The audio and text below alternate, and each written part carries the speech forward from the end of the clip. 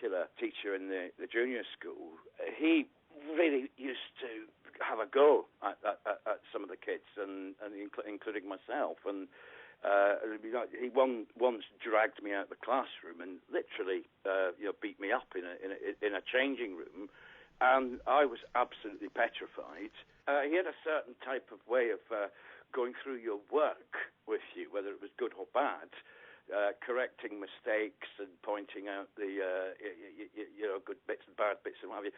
So you got to his desk and stand, and he'd be sat at his desk, and he'd be pointing at the book and with one hand, and the other hand would be slapping the back of your legs. We wore grey corduroy shorts.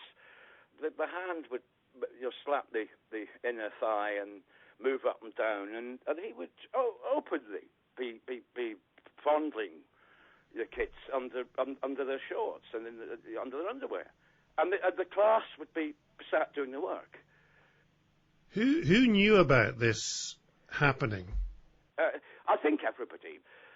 I think it was ultimately the responsibility of the senior school head, who was overall in control. And I mean, everybody knew about this, but nothing was done. And after that, I personally, and I'd say this with an adult perspective, I lost my trust in.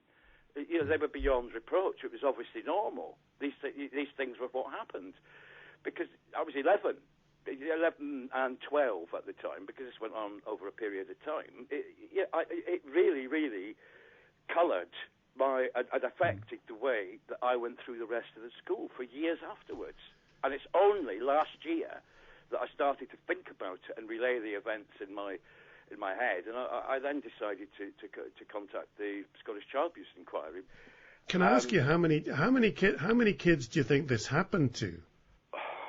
Over a period, I think this went on for a period of 7 or 8 years. Now, I could be wrong.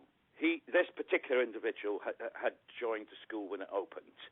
He was still there when I moved on to the senior school. So this would have affected anything from 100 to 200 kids.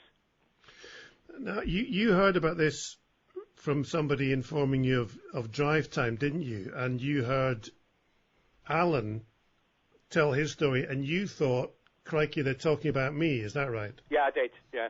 I thought that the drive time interview, without just buttering you up, John, I thought it was very good, because it made me think. And I had also, I picked up stuff in the press. I didn't think Alan was me, but I thought he was talking about me, and then I thought I was reading about me